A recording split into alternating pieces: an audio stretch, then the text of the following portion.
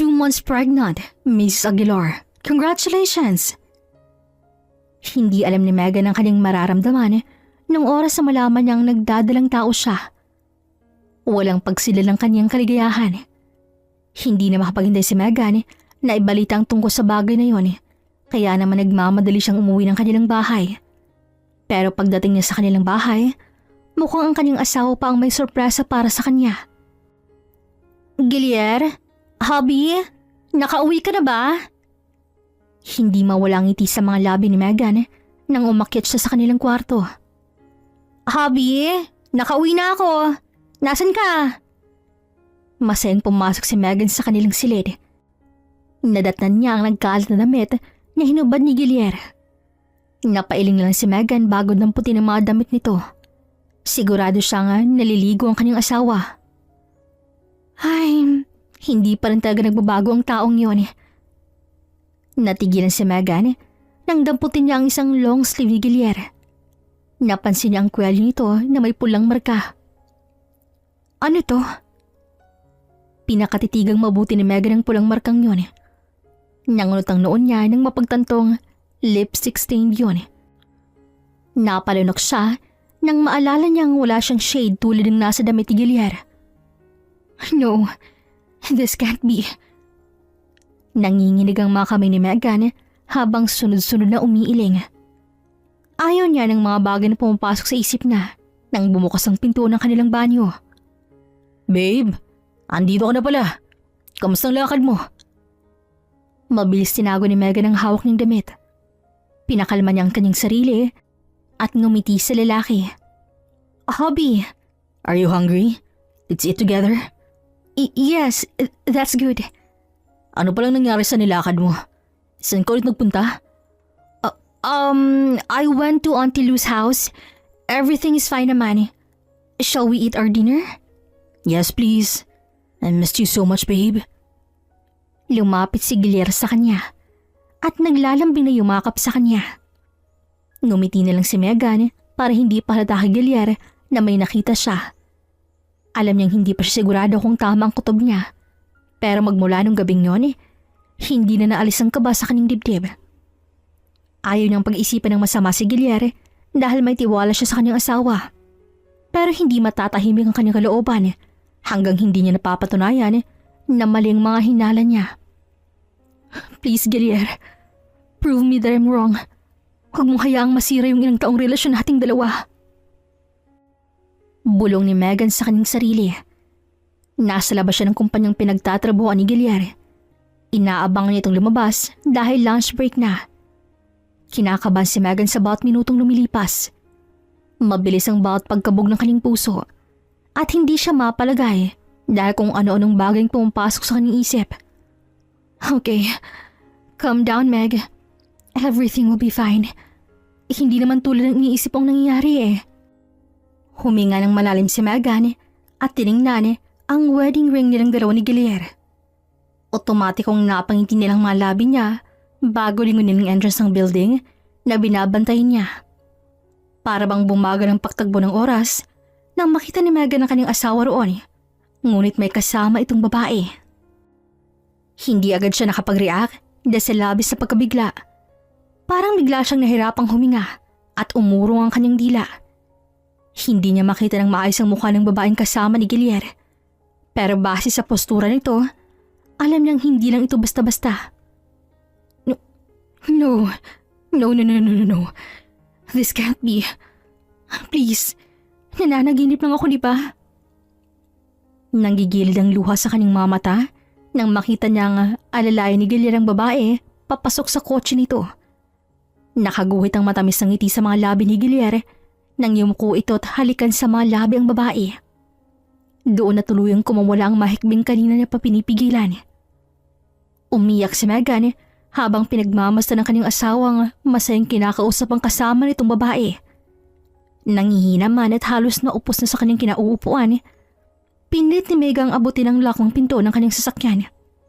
Pero bago pa man niya magawa yun, naging mabilis ang pangyayari. Nakaramdam siya ng malakas na impact na yumanig sa buong katawan niya. Halos mabugto ang kanyang hininga bago magdilim ang lahat sa kanya. Hindi na alam ni Megan ang sunod na nangyari. Nagising na lang siya sa loob ng isang puting silid. Babe, you're awake. Tatawag lang ako ng doktor. Narinig niyang boses ni Gilier.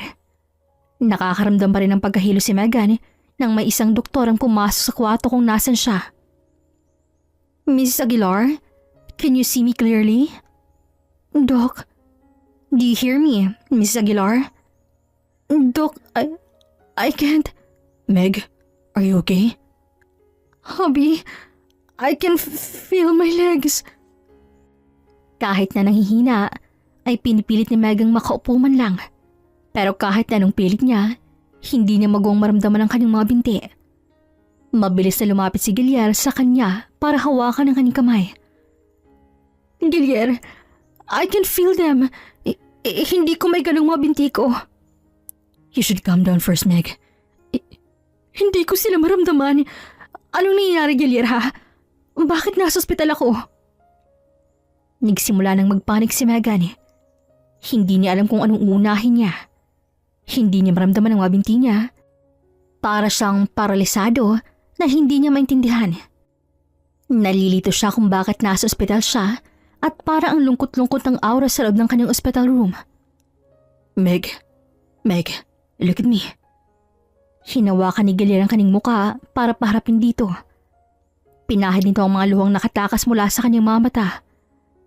Take a big breath, okay? Kalma lang. Everything is fine. Paanong maayos ang lahat, ha, Gilier? Yung mga binti ko. Doc, ano pong nangyari sa akin? You had been in an accident, Mrs. Aguilar.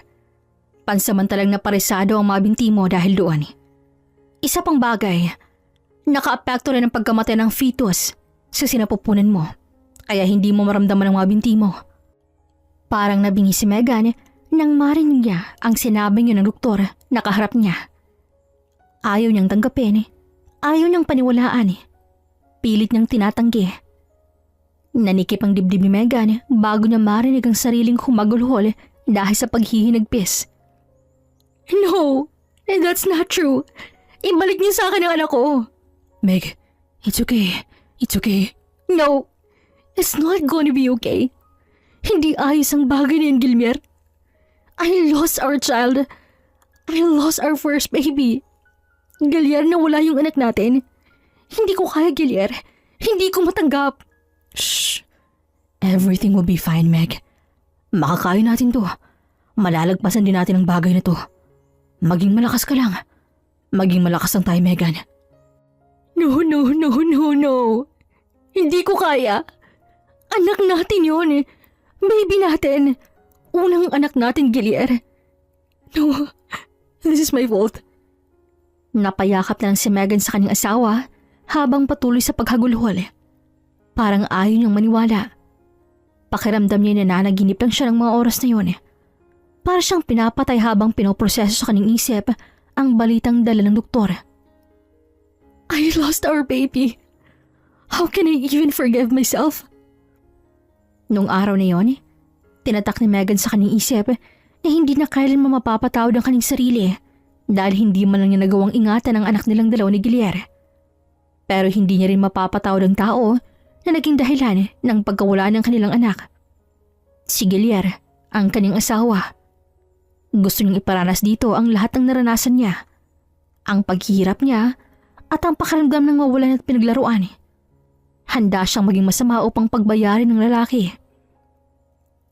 Ininom mo daw ang gamot mo? Nahinto sa pagbabasa ng magazine si Megan nang marinig niyang asawa. Ngumiti siya rito bago salubungin ng yakap. Malambing siyang niyapos ni Gilier kahit na nakaupo siya sa wheelchair. Yes, of course. How's your work? Mukhang pagod na pagod ka. Kumain ka na ba? Everything's fine. Medyo nakakapagod lang dahil sunod-sunod ang naging meeting. Kamusta naman ang pagstay mo rito? Pinuntahan ka ba ng doktor mo? Yes. May mga bago siyang gamot na inireseta sa akin. Ah? Bakit daw? Tsaka, kumusta yung therapy mo? May improvement ba? Lumungkot ang mga mata ni Megan dahil sa narinig niyang tanong. Saglit din siyang napaiwas ang tingin. Pinapahiwatig na may mga hindi magandang balitang maririnig nito. Meg, Hindi magandang nasabi ni Doc. Sinabi niya na matatagalan bago ako ulit makalakad dahil masyadong malaking pinsalang tinamo ng spinal cord ko. shh, it's okay. Hindi tayo susuko, okay? Kung kailangan nating kumuha ng specialist o kahit na kailangan natin pumunta ng ibang bansa para magpagamot, gagawin natin. Pero ayaw ko nang lumabas ng bahay, Hobby. Napapagod na ako. Nahihirapan na ako. Mas okay nang dito na lang ako sa bahay. Gagaling naman ako. Siguro. Pinagmasdan ni Megan ang maging reaksyon ng kanyang asawa. At tulad ng kanyang inaasahan, tila mas natuwa pa ito sa sinabi niya. It's been 4 months. Sigurado ka ba na hindi mo na kailangang bumalik ng ospital? Doon, mas mamamonitor ka nila. I'm good, hubby. Kahit nung papaano nagagawa kong malibang sa sarili ko rito sa bahay. Ayoko na sa ospital. Ayoko nang maalala ang mga nangyari doon. Are you sure that you're okay? Matamis ang umiti si Megan sa harap ni Guillermo para ipakita ritong ayos lang talaga siya. Yes, I really am. Medyo nalulungkot lang ako sa tuwing naaalala ko anak natin. Pero tinutulungan ko ang sarili ko makabangon ulit. And look, mas maayos na ako ngayon kaysa noon.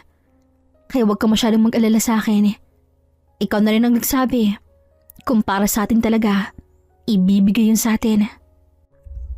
Kumirot ang dibdib ni Megan. Para niya lang niloloko ang sarili niya habang nagsasalita. Puro kasinungalingan ang lumalabas sa kanyang mga labi.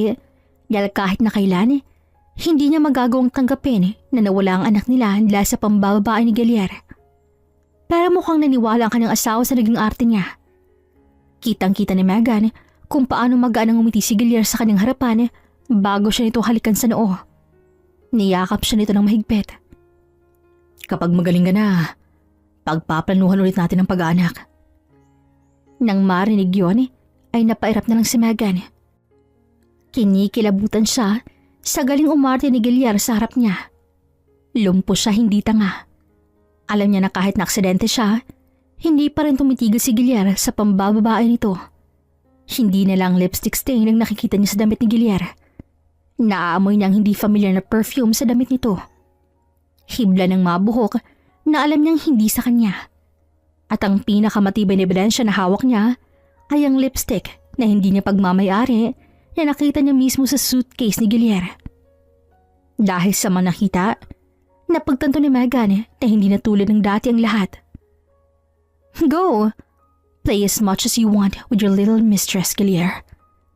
Sisiguraduhin ko na kahit na pagngiti, hindi mo na magagawa. Ginalaw ni Megan ang kanyang mga paa at walang kahirap-hirap na tumayo mula sa wheelchair.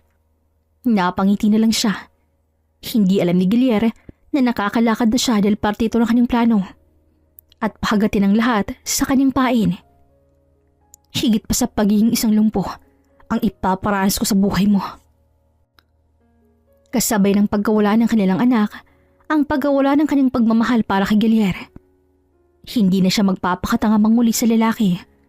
Pero hindi niya kayang mawala ito nang hindi niya nagagawa ang mga plano niya para dito. Kaz! Napaigtad si Megan nang bigla na lang sumulpot sa kanilang bahay si Tiffany. Isa sa kanyang mga pinsan. Kusa na lang umarko ang isang matamisang ngiti sa kanyang mga labi nang makita ang dalaga. Tiffany! A long time no see, Kaz. Napadalaw ka. Oh my God, Meg. I missed you so much.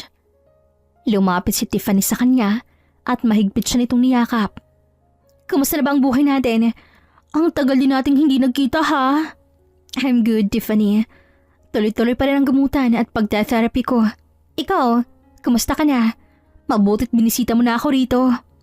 Eto, ayos lang din ako. Kauwi ko lang galing London. Tapos na yung trabaho ko ron eh. Sorry ha, ngayon ako nakadalaw sa'yo. Minsan lang kasi ako makauwi ng Pilipinas eh.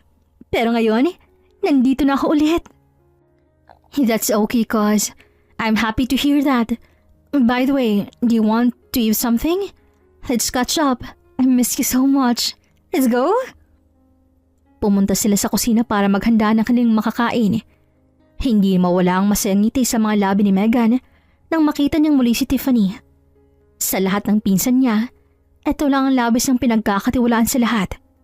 Kung maaari lang din, gusto niyang ikwento rito ang lahat ng nangyayari sa kanilang dalawa ni Guillermo. Actually, last month pa ako nakauwi. Pero you know naman, super dami ng mga trabahong pinapagawa sa akin. I almost forgot how to enjoy my life. My God. Don't worry, Tiffany. Baka naman ma-promote ka na dahil sa pinapagawa nila sa'yo. Konting tiis na lang, cuz. Ay, susunugin ko talagang kumpanya nila kapag hindi pa nila ako promote, no? By the way, kumusta na kayo ni Guillermo? I'm sorry for your loss, ha? Hindi ako makapaniwala na nawala ang baby niyo nung naaksidente ka. Para din akong mababaliw ng mga oras na yun. Gustong gusto kong umuwi pero hindi ko magawa. That's okay, Tiffany.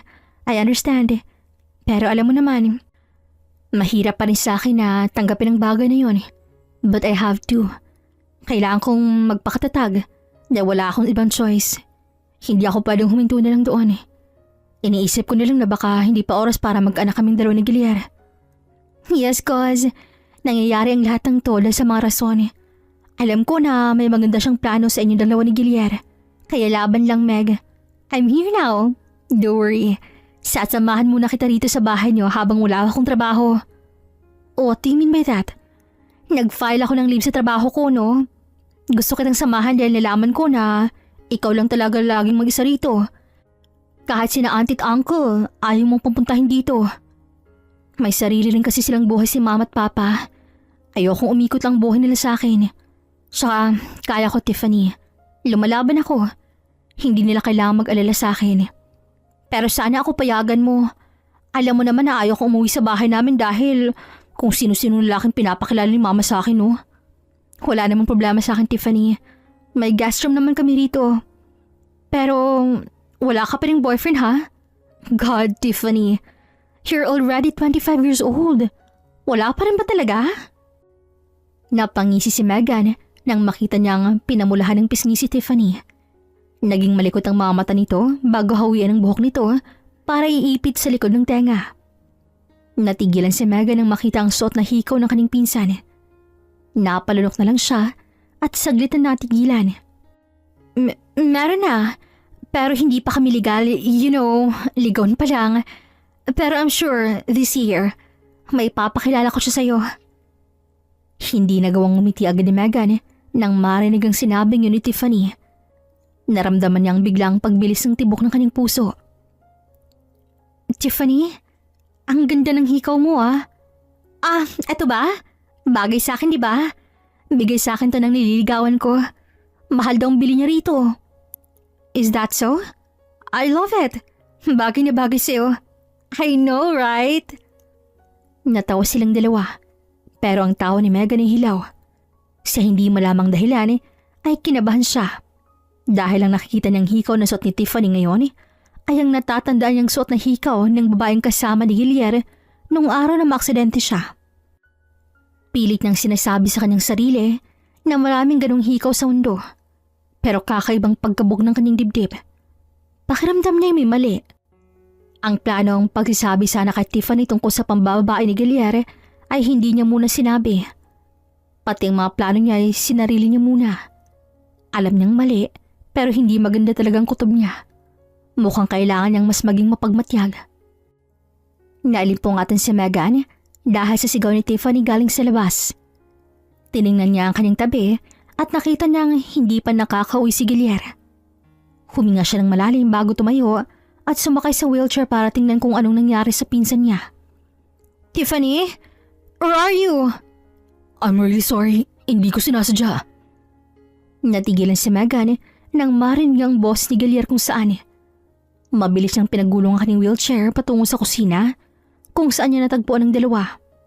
Nakatapos lang ng tuwalya si Tiffany habang si Guillermo ay parang natataranta. Anong nangyayari dito? Kunot noong tanong ni Megan. Sabay na tumingin ang dalawa sa kanya. Si Guillermo ang unang nakapag-react. Napasampal ito sa sariling noo bago siya lapitan. Bakit? I thought she was a thief. Meg, papatay niya ata ako ng asawa mo. Naliligo kasi ako tapos nagulat ako nang bumukas yung pinto ng banyo. Ay, sabay tutok sa akin ng baril. Nakahinga ng maluwag si Megan nang marinig ang kwento ni Tiffany. Hindi ko talaga sinasadya. Akala ko may nakapasok ng kung sino sa bahay namin eh. I'm so sorry, Tiffany. Sorry, hindi ko nasabi sa'yo. Makikituloy muna si Tiffany rito sa bahay natin para may makasama ako. Really? Oh, magandang bagay na yun. Kala ko pa naman hindi ako welcome dito. Sorry. I didn't mean that. I was joking, Gilier.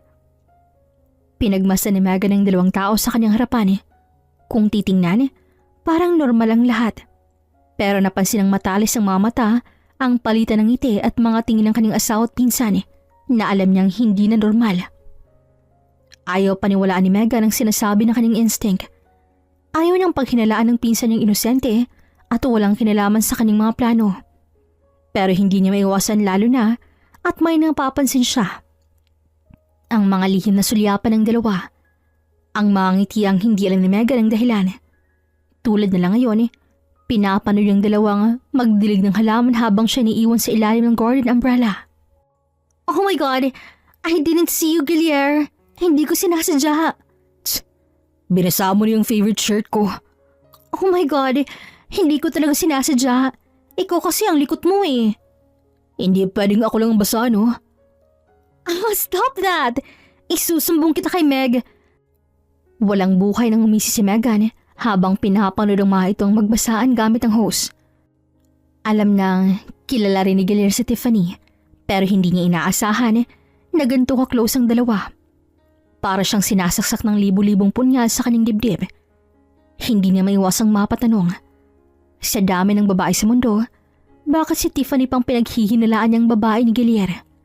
Bakit ang tao pang lubos ng pinagkakatiwalaan sa lahat? Meg! Binasa ako ni Gilier oh!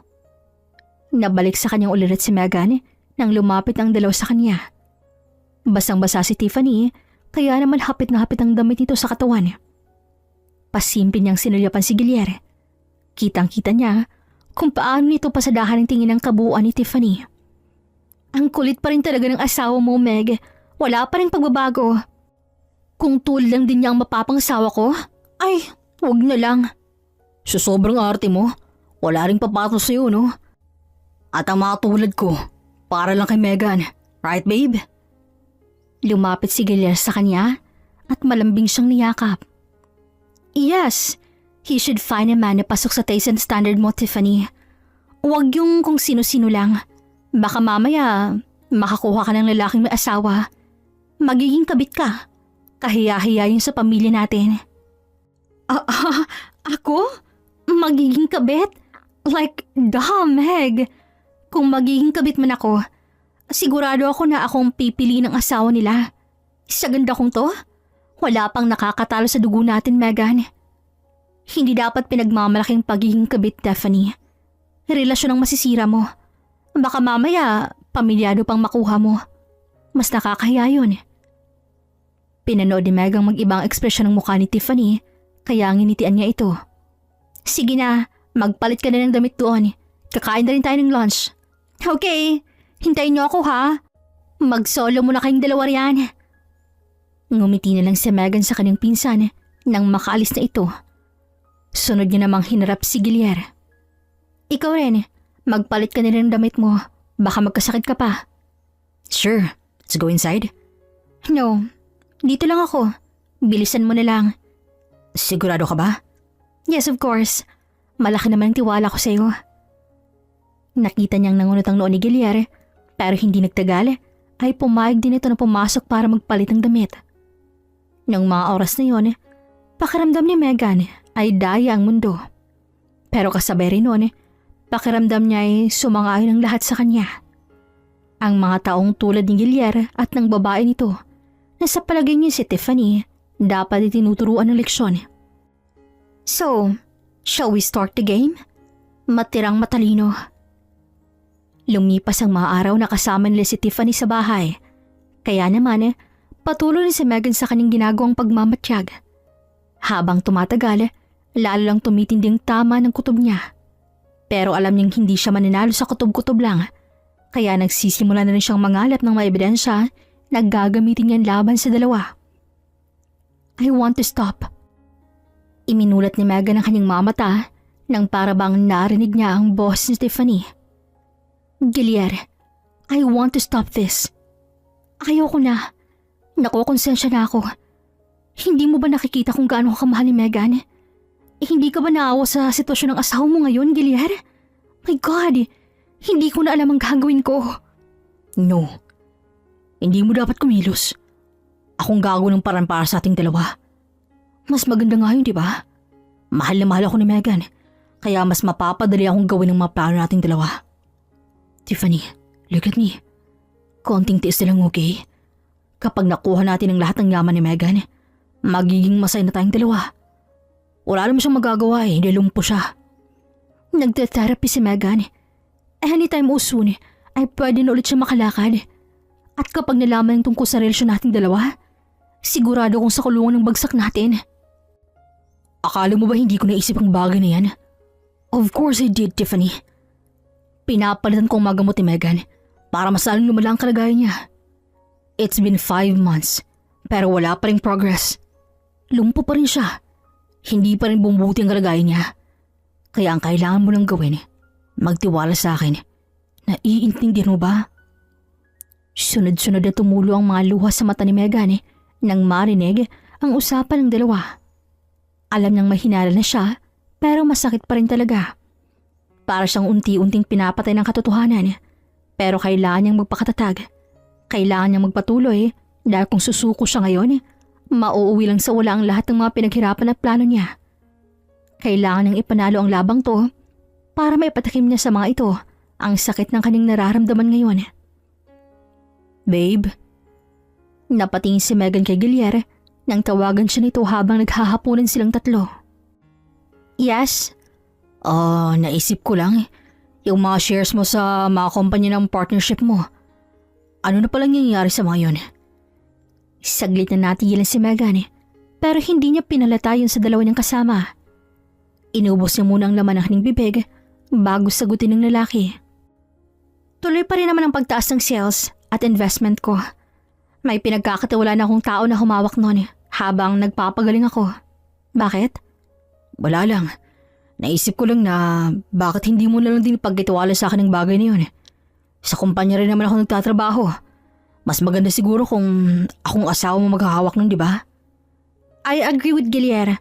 Baka makahila pa kayo ng ibang investors or businessman na makipag-partnership sa inyo kapag nalaman nilang asawa mong nagpapatakbo ng negosyo niya ngayon.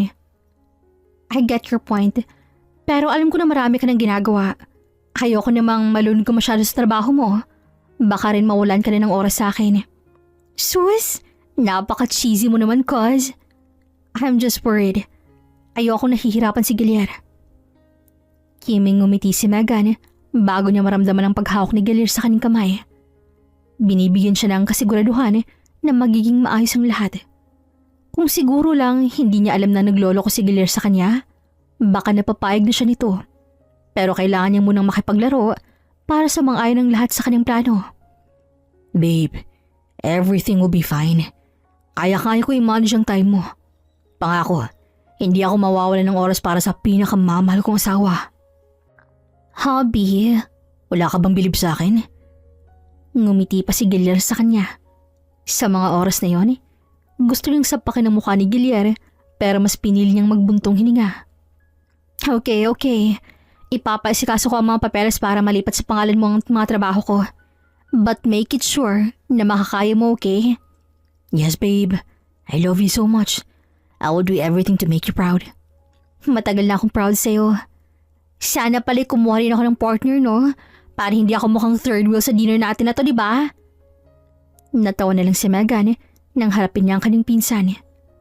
Bakit kasi hindi mo imbitahan yung manliligaw mo rito sa bahay namin? Welcome naman kayo rito. Tsaka, I want to meet him, Tiffany. Medyo curious na ako kung anong itsura nito. Saka na, cuz. Busy yun. Maraming trabaho. Alam ko na hindi niya magagawang pumunta rito dahil medyo malayo rin ang bahay niya rito sa lugar niyo eh. Ganon? So dapat pala mag-set tayo ng araw na pwede tayong mag-double date, right? Nakangiting bumaling si Megan sa kanyang asawa na ngayon ay tahimik na sa kanyang tabi. Yes, we should. How about sa birthday ni Gilyar? Para sa isang introduction na lang. Nandoon din ang iba nating relatives. Doon ko rin i-announce ang tungkol sa paglilipat ng mga negosyo ko sa pangalan ni Gilyar. Isn't it fun, right? Palagay ko nga magandang suggestion ng bagay na yan. Sige, dadalhin ko siya sa birthday ni Gilyar. Napapapalakpak na lang si Megan dahil pakaramdam niya nasusunod ang lahat ng plano niya. Hindi na siya makapaghintay na dumating ang araw na ibubunyag na ang lahat ng nakababuyang ginagawa ng 2 taong kasama niya sa mga oras na yon. Malalim na ang gabi pero nakadilat pa rin ang mga mata ni Megan. Hindi niya magawang ipikit ang mga ito sa isipin na wala si Gilyar sa kanyang tabi. You're doomed, Gilyar Aguilar. Kinuha ni Megan ang kanyang cellphone bago maingat na maglakad palabas ng kanilang kwarto. Isang lugar lang naman ang alam niyang kinaroroonan ng kanyang asawa. Bawat paghakbang niya ay sinisigurado niyang hindi siya makakagawa ng ingay.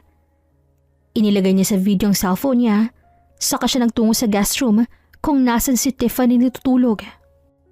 Bahagyang nakaawa ang pinto nito, kaya inilusot niya rin ang cellphone niya habang nakarecord. Sinabi ko naman siya magtiwala ka lang sa akin, di ba? Tingnan mo. Napakagat ko agad sa pain natin si Megan. Bulag na bulag talaga siya pagmamahal sa akin. Nakakaawa siya. Narinig niya pa ang pagtawa ni Gilyar sa loob ng kwarto ni Tiffany. Hindi ko rin ina-expect na papayag si Megan. Pamana kasi ng pamilya niya. Hindi ako makapaniwalang ipagkakatiwala niyang lahat yung sa'yo. Masyado lang siyang tiwala sa akin. At halata namang ayaw niya akong mawala sa kanya. Kita mo nga, ayaw niyang mawalan ako ng oras sa kanya. As if namang nag-aalala pa ako sa kanya, no? Wala na. Kulang na nga lang itapon ko na siya sa ilog eh. At hayaan na lang siyang magpalutang-lutang doon. Total naman, wala na siyang silbi. You're harsh, Gilyar. Hindi mo alam, matalino si Megan. Sa buong angka namin, siya ang tinitingala ng lahat. Swerte mo na lang, kaya nagagawa mo siyang paikutin sa kamay mo. Siguraduhin mo na hindi ka papalya sa pinaplano mong yan. Dahil kapag nagkataon, damay ako. Kayo kong makulong, Gilyar. Hindi mangyayari ang bagay na yan. Hanggang nakikita mo akong nakatayo, hindi mo kailangang matakot. Tsaka, kapag nagawa na natin ang lahat ng pinaplano natin, bubuo tayo ng pamilya. Gusto ko nang magkaanak, Tiffany. Napasandal lang si Megan sa pader. Naalala naman niya ang anak nilang 2 ni Gilyar. Kung natuloy kaya ang kanyang pagbubuntis, magbabago kaya ang lahat? Siguro hindi pa rin. Dahil si Gilyar, sakim sa kapangyarihan. Nung nalaman mong buntis si Megan noon, naging masaya ka ba? No. Nagpapasalamat nga ako na hindi natuloy ang pagbubuntis niya eh. Dahil kung nagkataon, alam ko na sa bata na yung malilipat ang lahat ng meron si Megan. Magiging kaagaw ko pa siya. You're so mean, Gilyar. Akala ko ba mahal mo si Megan, kaya mo siya pinakasalan? Oo, minahal ko naman siya. Pero alam mo yun, napundi ng pagmamahal ko para sa kanya. Hindi ko alam kung kailan. Ang alam ko na, simula nung makilala kita, biglang nagbagong pananaw ko. Unang kita ko pa lang sa'yo, alam ko na agad, gusto kitang makuha. Bolero ka talaga. Ganyan di sigurong ginamit mo kay Ate Megan para makuha siya. Hindi no. Sadyang mabilis lang mapaikot si Megan, kaya bumigay agad sa akin. Pero ikaw, hard to get. Kaya mas lalo akong ginaganahang mabuhay dahil sa'yo eh. I want to build a happy family with you, Tiffany. Gusto kong magkaanak tayong 2 balang araw. Nag-init ang dibdib ni Megan. Hindi dahil sa sakit, kundi dahil sa galit. Ngayon niya napagtanto na wala na talagang pag-asang relasyon nilang 2 ni Gilyar at oras na para bumitaw. Pero alam niyang hindi pa ito ang tamang oras. Kailangan niya pang magtimpi na hindi suguro ng 2 sa loob ng kwarto kung saan naririnig ang mahihinang halinghinga ng mga ito. Nandidiri si Megan. Hindi niya matanggap sa kanyang sarili na pumatol siya sa isang tulad ni Gilyar. Bigla niyang naalala ang kanilang mga pinagsamahan. Parang kung dati lang ay sa kanya pa sinasabi ni Gilyar ang mga bagay na yon. Ngayon ay nangingilabot na siya habang naririnig yon. Hindi siya makapaniwala na ang lalaking kasiping ngayon ng kanyang pinsan ay ang lalaking minahal niya noon. Tiffany, nakapagluto. Hindi na naituloy ni Megan yung kanyang sasabihin isang araw nang mapadpad siya sa kusina. Nakita niya ang mga damit doon ni Tiffany. Sa hindi malamang dahilan ay may naisip si Megan. Napangisin lang siya bago kumuha ng sili at ikaskas yun sa panty ni Tiffany. Nang matapos siya, ay mabilis niyang dinalang wheelchair pabalik sa kanilang kwarto. Para man maalis ang kakatihan mo. Nagpanggap siyang natutulog habang hinihintay na matapos sa pagligo si Tiffany. Ilang sandali lang ay narinig niya nang nagtitili ito. Ow! Ouch! Oh my God! It hurts! Oh gosh! What is it? Nawala ang mga ngisi sa labi ni Megan nang marinig ang boss ni Gilier. Mukhang nakauwi nito galing trabaho. Gilier, masakit! Ang alin? Yung ano ko. Ha? Ang alin nga? Tumayo na si Megan. Sumakay sa kanyang wheelchair para puntahan ng dalawa. Naabutin niya si Tiffany namimilipit habang nakahawak sa balikat ni Gilier. What's happening here? Oh my God! Help me, Megan! What happened to you? Something is on my panty. Oh, ano? Babe, help her. Napabuntong hininga lang si Megan bago tingnan si Gilier. Lumabas ka muna, Gilier. Pero, Ano ba? Gusto mong ikong tumingin sa ilalim ng panty ni Tiffany? Puno ng sarkasmong tanong ni Megan sa asawa. Mukhang nakapansin si Gilier kaya naman umalis ito at iniwan sila sa kusina. Nang oras na mawala ang lalaki sa paningin nila, agad na hinuban ni Tiffany ang panty nito at humihikbing tumingin kay Megan. It's swollen. Anong meron dyan sa panty mo at nagkakaganyan yan? I don't know. Sa panty mo ba? O may iba pang dahilan? Baka matapang yung detergent na ginagamit ko. Sa bagay, kanino mo naman nakukuha yun, diba? Wala naman dito yung maliligaw mo. Sandali, ikukuha kita ng ointment. Inikot ni Megan ang wheelchair niya patalikod kay Tiffany bago niya pakawalan ng isang tagumpay ng ngiti. Gusto niyang humalakhak dahil sa nangyari sa kanyang pinsan. how's Tiffany? Tiningnan ni Megan si Gilier na nahiga na sa kanyang tabi. Naghahanda na sa kanilang pagtulog. Okay na siya. Nagkaroon lang siya ng allergy. Hindi yata hiyang sa kanyang detergent na gamit natin. Shall we change our detergent? Why? Dahil baka maulit yung nangyari kay Tiffany. And? What? Meg, hindi mo ba nagigets ang point ko? Nag-aalala lang ako kay Tiffany. Hindi ka ba nag-worry sa kung anong pwedeng mangyari sa pinsan mo? No. Nagkaroon lang ng reaction dahil bagong ginamit yung sabon. Hindi naman ibig sabihin nun ay kailangan na pati tayo magpalit. Alam mong yun ang gusto kong scent ng detergent.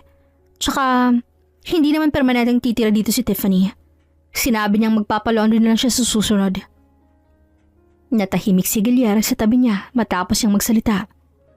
Masyado ka naman yatang worried kay Tiffany. Malapit ko nang isipin na mas importante pa siya kesa sa akin eh. Oh, of course no, babe. Hindi sa ganun. Ayaw ko lang may masabing hindi maganda si Tiffany habang nandito siya sa bahay natin. Wait, are you jealous? Why would I? May kailangan ba ako ikaselos? Hindi ako nagsiselos. Nakukuha ko ang punto mo, Gilier. So, you should sleep na. May pasok ka pa bukas, diba? Yes, let's sleep. Nahiga na rin si Megan. Magkatabi silang nakahiga ni Gilier nang may maalala siya. Birthday mo na next week. Yes, and I want to be happy that day, babe. You know what I mean? Of course.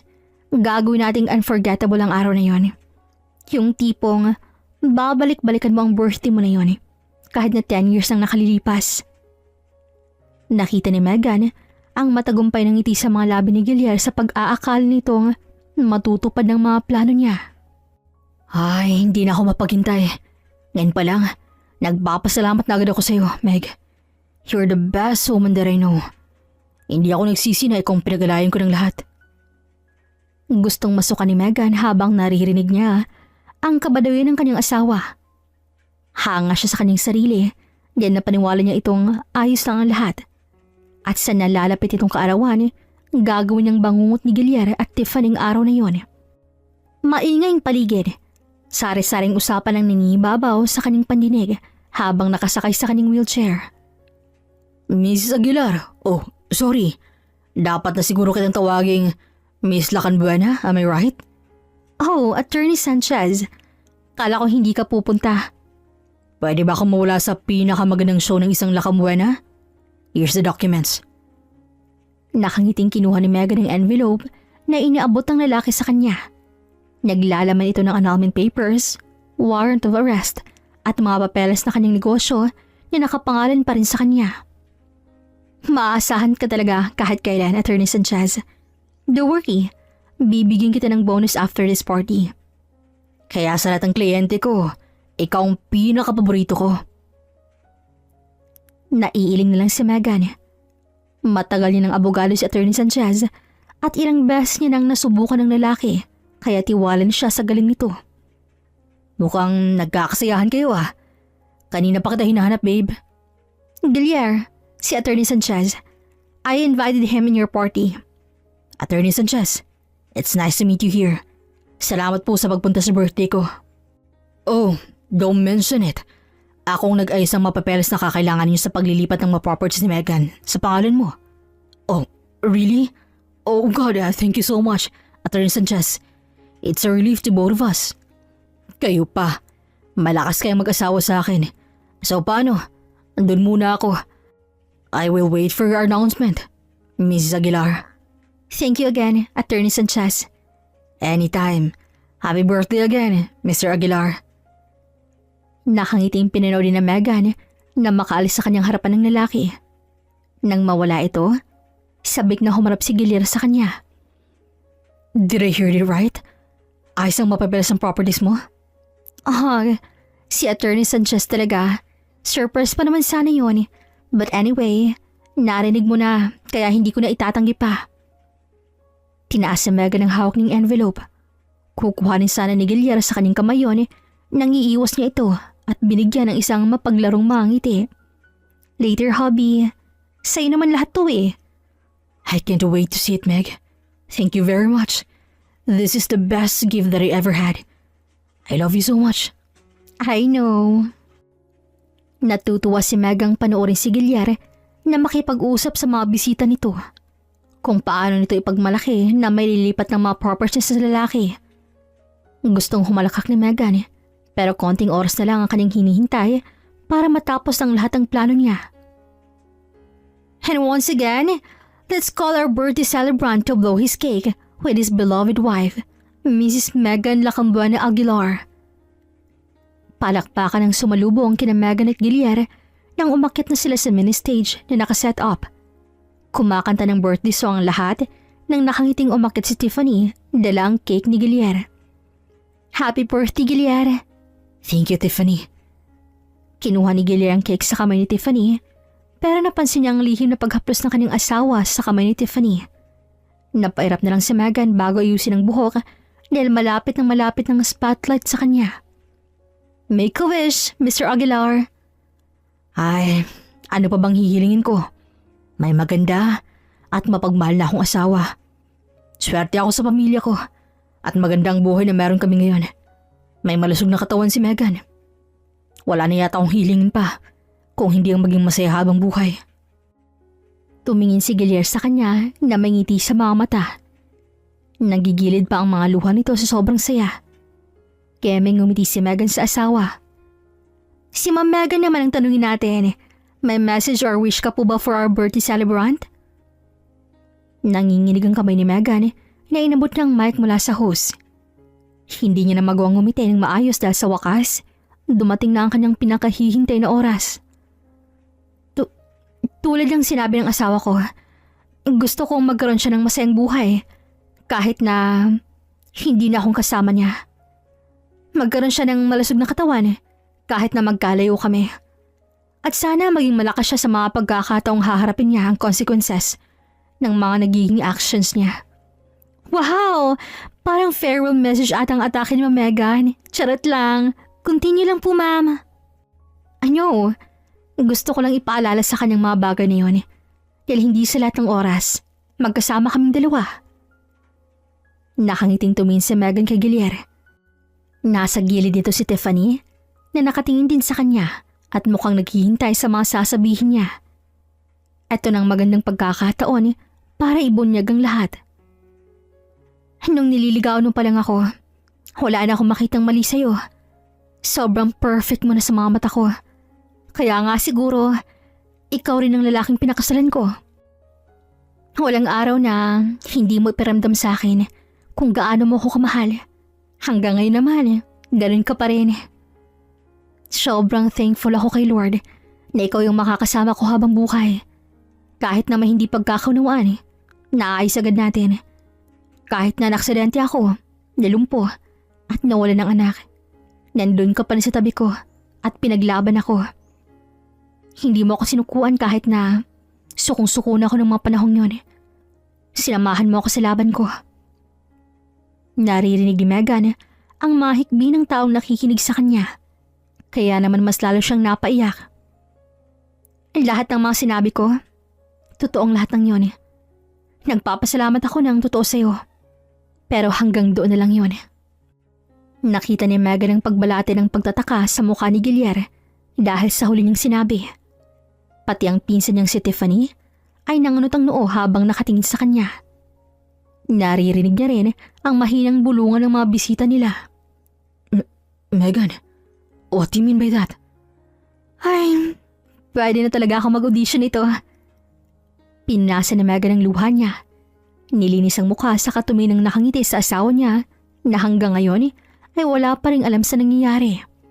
So, shall I start with my unforgettable surprise for you? Napasinghap ang lahat ng tao nang tumayo siya't walang kahirap-hirap na humakbang palapit kay Guillermo.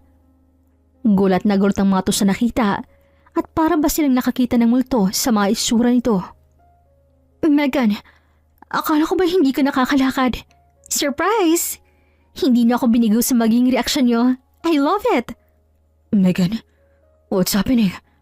Kailan ka man nakakalakad? Bakit hindi mo sinabi sa akin na magaling ka na? Kapag sinabi ko sa'yo, hindi na magiging surprise yun. At kapag nalaman mo na nakakalakad na ako, baka lumpuhin mo lang ulit ako. What are you talking about? Hindi ko gawin ng bagay na yun. Yes, you can. Ano? Itatanggi mo bang mga maling gamot na pinapainom mo sa akin? Para ano? Lumala pa lalong kalagayan ko? Come on! I'm not like you. Utak ipes. Hinarap ni Megan ang kanyang pinsan na halos takasan na ng dugo dahil sa labis na pamumutla nito. Mas lalong napangisi si Megan. Sa naging reaksyon pa lang ng mga ito, huling-huli niya ang dalawa. He knew it, right? Meg, shut up! Wala kang karapatang magsalita dahil hindi pa ako tapos. Hindi pa tayo dumarating sa exciting part, Tiffany. Kaya kalma ka lang dyan. No, I'm out. Wala akong alam sa sinasabi mo. Aalis na sana ang babae nang hilahin ito sa braso at malakas sa sampalin. Napasinghap ang lahat sa ginawa niya. Naramdaman mo ba? Naramdam mo ba kung gaano ko galit sa mga oras na to, ha? Huwag mo kong tinatalikuran dahil hindi lang yun ang aabutin mo sa akin. Pabalibag ng binitawan si Tiffany bago siya silang mga taong nagkokontrol sa big screen kung saan naka-flash ang mukha ni Guillermo. Ang kanyang lively at colorful na banner ay napalitan ng mga hubad na larawan ng kanyang asawa at si Tiffany. No, no, no. This is not happening. Megan, stop this. Itigil mong kabaliwan mo. Hindi ako titigil. Hindi ako ang baliw, kundi kayo. Mga hayop kayo. Wala kayong kaluluwa. Habang patuloy na nagsislide ang mga ebidensya ng kuha niya, simulan niya na rin ang isiwalat ang lahat. Hindi niya inalis ang tingin niya sa dalawang tao na sumira sa kanyang buhay. 5 months ago, I got the news that I'm 2 months pregnant with our first child. I was so happy that time because finally, we're going to have a happy family.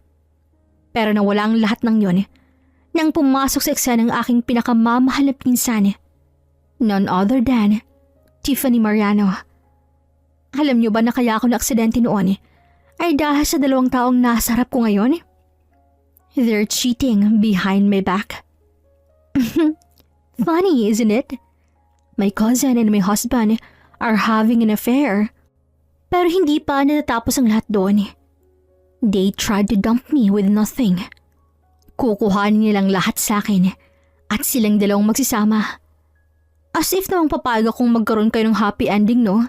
Habang ako'y may iwang luhaan. Sana'y ginamit niyo mo lang ang utak niyo.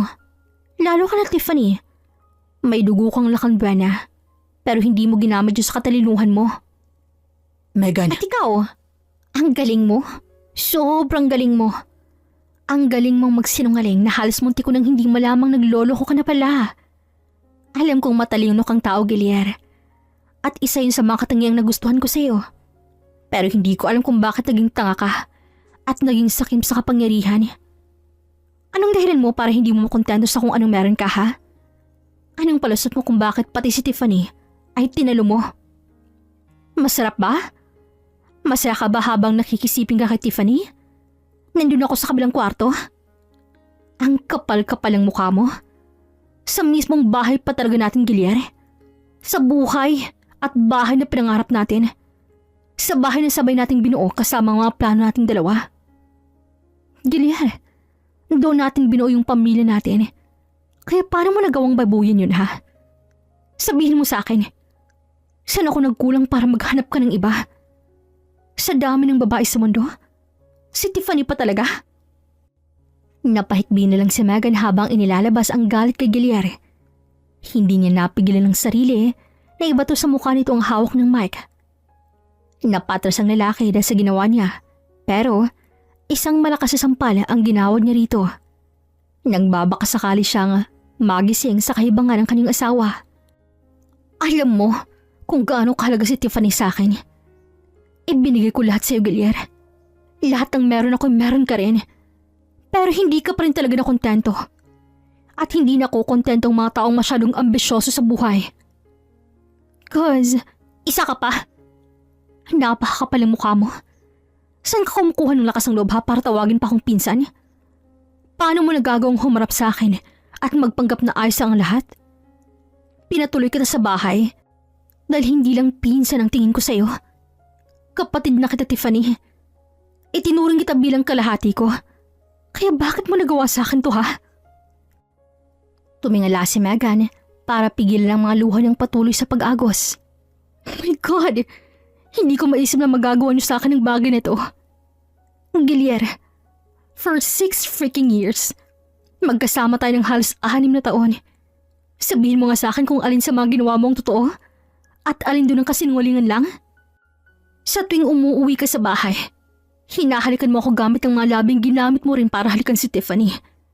Hindi ka ba nadidiri sa sarili mo? Sana'y binigyan mo ng kahihiyan ng sarili mo, Gilier. You're a businessman. Hindi ka prostitute. Napaluhod na lang si Gilier sa kanyang harapan habang humihikbi. Buong pagsusumamo siya nitong tiningala. I'm sorry, Megan. I'm really sorry. Hindi ko alam. Hindi ko alam kung kailan nagsimula ang lahat. Hindi ko matandaan kung kailan ako nagsimulang magkasala sa iyo. Pero maniwala ka. Mahal na mahal kita, Megan. Ang puso ko, sa'yo lang to. Sa'yo na lang ang pagmamahal mong yan, Gilier. Hindi ko kailangan ng manulokong tao sa buhay ko. Kahit nahalikan mo ang sahig, hindi na ako babalik ulit sa'yo. Tama ng isang beses. Hindi na ako uulit pa. Meg, please. Please, cause. Forgive me. Believe me, Meg. Gusto ko lang ihinto. Sinubukan kong promeno. Pero si Gilier, hindi na ako hinayaang maging hadlang sa mga plano niya. Meg, hindi ko na kayang magalit ka sa akin. Patawarin mo ako, Meg. Nakikiusap ako. You lose the chance, Tiffany. Sa dami ng pagkakataon para putulin ang relasyon ng asawa ko, hindi mo ginawa. Kung talagang ayaw mo magalit ako sa'yo, sana nung una pa lang nagawa mo na yan. Kung totoong nagmamalasakit ka sa akin, hindi ka makikiapid sa asawa ko. I hate you, Tiffany. Galit na galit ako sa inyong dalawa. Hindi na ako makakatagal na tingnan kayo dahil nasusok ako sa magmumukha ninyo. Pinahid ni Megan ang mga luha niya. Inayos ang kanyang postura. Taas na siyang tumingin sa mga taong nakasaksi sa kanilang palabas. Ladies and gentlemen, I'm Megan Lacanbuena, the years of Lacanbuena Empire. Pinapakilala ko sa inyo ang dalawang taksil na to. Tandaan yung pagmumukha nila dahil baka pamili nyo namang sirain nila. Umugong ang bulungan sa paligid. Mga matang puno ng panghusga ang binabato ng mato kina Gilyar na ngayon ay nakaluhod sa kanyang harapan.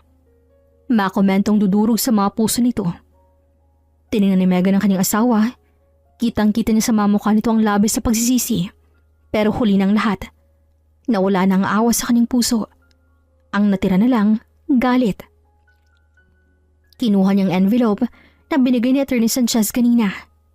Kinuha niya rin ang warrant of arrest at annulment papers nila ni Gilyar. Tinapon niya yun sa mukha ng lalaki. That's my gift for you. Hope you like it. Happy birthday, Mr. Gilyar Aguilar. Tumalikod si Megan at nagsimulang mag-march sa pababa ng stage. Sinalubong siya ng kanyang mga magulang at agad dinaluhan paalis sa lugar na yon. Nung gabing yon, lahat ng bigat ng kanyang dibdib ay inilabas niya na. Nangako siya sa kanyang sarili na pagkatapos ng gabing yon, aalisin niya na sa kanyang sistema si Gilyar. Sabi nila, kapag mahal mo, ipaglaban mo. Pero paano nilang kung ang taong mahal mo ay may pinaglilabang ibang tao? Susugal ka pa rin ba? Mahirap pumasok sa isang relasyon dahil hindi lang puso mong kailangang itaya, kundi pati na rin ang buhay mo. Handa kang kaharapin kung anong magiging kalalabasan ng pinasok mo. Handa kang tanggapin ang magiging wakas ng inyong kwento. Ngunit, sa kalagitnaan pa lang, nawala na sa linyang lahat. Oras na para kumilos at gumawa ng paraan. It's either maayos niyo ang inyong relasyon o tuloy niyo na itong bibitawan. Pero palagi niyong tatandaan na mas mahal mo ang sarili mo nang higit pa sa ibang tao. Dahil kapag naubos ka, hindi mo alam kung magagawa mo pa rin bang makabangon. How about sa Siargao? Maganda ron. Di ba gusto mong pumunta ron noon? Saglit na hininto ni Megan ang kanyang ginagawa para tingnan ng ina na kinukulit na naman siyang magbakasyon. Ma, ayos lang po talaga ako. Pupunta po tayo riyan kapag natapos ko na po ang mga trabaho ko. Nako, kailan pa matatapos ang mga yan? Sa susunod na taon? Kapag mahina na ako? Kapag pantay ng mga pa ako? Minsan na nga lang ako humiling sa'yo. Hindi mo pa mapagbigyan. Megan, huwag mong sayangin ang buhay mo dahil sa manloloko mong asawa, dati mong asawa. Aba anak, maganda ka, bata ka pa, marami ka pang makikilalang ibang lalaki. Imbes na magpaka-stress ka sa trabaho mo, bakit hindi ka mamasyat mag-relax? Umuwi ka nga rito sa bahay pero puro trabaho ka naman. Sana hindi ka na lang bumalik dito, parang hindi ka rin naman makikisama. Natigilan si Megan at napating sa inang ngayon ay nag-hysterical na. Alam niyang nag-aalala lang ito sa kanya pero nakukuha niya ang pinupunto nito. Simula nung maghiwalay na silang dalaw ni Gilyar, wala siyang ibang ginawa kung hindi magtrabaho ng magtrabaho para maging abala. Ni hindi niya na nagagawang gawin ng mga dating gawain na magdagat, magbar at mamasyal sa ibang bansa. Sorry ma, sariwa pa kasi sa akin ang lahat Hindi ko alam kung paano makakaabante. Kapag wala akong ginagawa, silang naiisip ko. Naaalala ko ang panulokong ginawa nila sa akin. Sorry kung hindi ako makapaglaan ng oras sa inyo. Dahil pakiramdam ko, maabala ko lang din kayo ma. Kahit na kailan ay hindi ka naging abala sa amin. Naiintindihan namin ang pinagdadaanan mo ngayon, Megan. Pero gusto lang din namin ng papa mo na iparamdam na andito kami. Hindi ka nag-iisa, anak. Kapag malungkot ka o gusto mong umiyak, lumapit ka sa amin. Yumakap ka sa kakaumiyak. Magpahinga ka sa amin dahil mga magulang mo kami, Megan. Kusa na lang tumulo ang luha galing sa kanyang mga mata nang dahil sa narinig niya mula sa kanyang ina. Alam niyang hindi agad nawawala ang sakit at sugat sa kanyang puso. Pero alam niya, naniniwala siyang magiging maayos silang lahat. Kailangan niya lang bigyan ng oras ang kanyang sarili para makabawi. Isa lang lakad mo. Pupunta pa ako ng presinto pa. Kailangan mo nang makakasama. Sakto, wala akong ginagawa. Hindi na po pa. Saglit lang naman po ako roon. Tsaka may pupuntahan pa po ako pagkatapos kong duman sa presinto. Sige, basta mag-iingat ka ha. Kapag may problema, tawagan mo lang kami ng mama mo. Sige po pa, una na po ako. Dahil sa matibay na ebidensyang hawak niya, patong-patong ng mga kasong kinakaharap ni Gilyar at Tiffany na ngayon ay nakakulong na. Naputo na rin ang ugnayan niya sa kanyang mga in-laws na sa kahihiyang sinapit nito. Nagkaroon din ng agwat ang pagitan ng kanyang mga magulang at sa mga magulang ni Tiffany dahil sa nangyari. Hindi inaasahan ni Megan na maging ganito kagulo ang kalalabasan ng mga nangyari. Pero sa kabilang banda, naging masaya siya dahil nagawa niyang makuhang hustisya. Napanood niyang mga taong nanakit sa kanya at nagawa niyang makalaya mula sa panuloko ng dati niyang asawa. Meg, Napatingin si Megan sa lalaking tumawag sa kanya. Nakasuto ng kulay kahel na damit at nakaposes ang mga kamay. Tumaas na lang ang kanyang mga kilay. Hindi bagay siyang orange. wala akong ibang choice. Ito lang ang available na color ngayon. Here, it's our annulment paper. Ongoing na annulment natin. Medyo matagal pero siguradong nang mawawala ng bisang kasal nating dalawa pagdating ng araw. Kinuha ni Gilyar ang mga papel at sinimulang basahin ng mga ito. Nakita ni Megan ang pagbalatay ng lungkot at sakit sa mga mata nito habang binabasa ang mga nakasulat doon. Tuloy na talaga. What do you expect? Patatagalin ko pa to? Come on, Gilyar. I don't love you anymore. Wala na akong nakitang dahilan para dalhin ang apelido mo. May iba na ba? Anong klaseng tanong yan? Porke nakikipaghiwalay meron na agad bago? Hindi ba pwedeng napagod lang ako? Nawala na yung pagmamahal ko sa'yo? Hindi lahat ng nakikipaghiwalay ay may nahanap ng kapalit. Yung iba, mas gusto mo nang mahalin ng sarili. At ganun ang gusto kong mangyari. Wala eh. Masyado ako naubos sa relasyon nating dalawa. I'm sorry. Sana ang bababago ng sorry mo ang lahat. Sana may babalik niya ng anak nating nawala. Sana maalis niyan yung sakit dito sa dibdib ko habang pinagmamasdan ka. So, stop saying sorry. That's useless, Gilyar. Wala nang magbabago kahit papudpurin mo pa ako ng sorry. You cheated on me and you can change that fact. Huminga ng malalim si Megan at nag-iwas ng tingin. Masyado talaga siyang nadadala ng kanyang emosyon sa tuwing makakaharap niya si Gilyar. Nag-uumapaw pa rin ang galit niya sa lalaki kahit na pinagbabayaran na nito ang mga nagawang kasalanan sa kanya. Alam ko, hindi mo na ako kayang patawarin pa. Hindi rin kita pipilitin na patawarin ako. Dahil alam ko kung gaano kasakit ang nagawa ko sa'yo. Pero sana bitawan mo na ako, Megan. Alisin mo na ako sa buhay mo.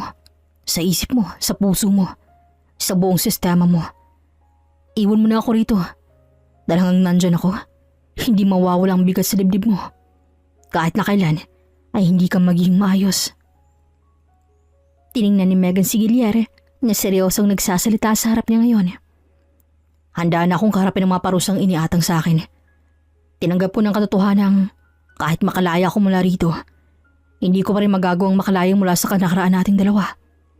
Habang buhay kong dadalhin yun. Habang buhay kong pagbabayaran. Kaya sige na, Megan. Ayos na ako rito. Hindi mo na kailangang mag-alala na baka hindi ako mahirapan at hindi ko mapagbayaran ang lahat ng mga kasalanan ko sa'yo. Diyos nang bahala sa akin, Megan. You should move forward. Tumayo si Megan at kinuha ang mga gamit niya. Kahit na nagsasitap si Gilyar ay tumalikod na siya. Pero kahit saan ka makapunta, palagi mong tatandaan na minahal kita, Megan. Sa 6 na taon na magkasama tayong dalawa, walang nangyaring pagpapanggap ang mga yun. Totoong lahat ng pinapakita ko, ng mga sinabi ko, at ang mga ginagawa ko. Matapos man ang relasyon nating dalawa, ang puso ko, nasa iyo pa rin to. Nagpatuloy na sa paglalakad si Megan. Hindi niya na muling nilingon si Gilyar. Tuloy niya nang iniwan ng lalaki dahil para siyang sinasaksak sa puso habang pinapakinggan nito. Para din siyang pinaparusahan dahil sa nangyayari sa kanya ngayon. Huminga ng malalim si Megan nang makapasok na siya sa kanyang sasakyan. Okay, it's time to move on. Para siyang nakalutang sa kawalan habang nagmamaneho. Hindi alam ni Megan ang nangyari sa kanya. Hindi na nga lang niya alam kung paano siya nakarating sa sementeryo nang hindi na-aksidente. Bumaba siya, dalang binilyang bulaklak. Naglakad siya, papunta sa isang maliit na lapidang nakabaon sa lupa. Malungkot na lang siya nang makita ang dapat na pangalan ng magiging anak niya. "Hey kid, Mommy's here. I bought you some flowers." Malungkot nang umiti si Megan dahil hindi mo lang sila nagkaroon ng pagkakataong malaman ang gender ng kanilang magiging unang anak. Naupo siya sa damuhan at sinimulang pagmasdan ng lapida ng baby nilang dalawa ni Gilier. At habang kinakausap to, napagtanto ni Megan na hindi pa talaga oras para magkaanak sila. Dahil kung natuloy ang kanyang pagbubuntis, baka kamuhian lang din sila ng kanilang magiging anak. Sa kabilang banda ay nagpapasalamat siya na hindi nito nasaksihan ang pangit na mundo. Mundo kung saan mas lamang ang kapangyarihan kesa sa tunay na pagmamahal. Hanggang dito na lamang po. This is Regine here in Miss Teen Stories. Daghan kayong salamat!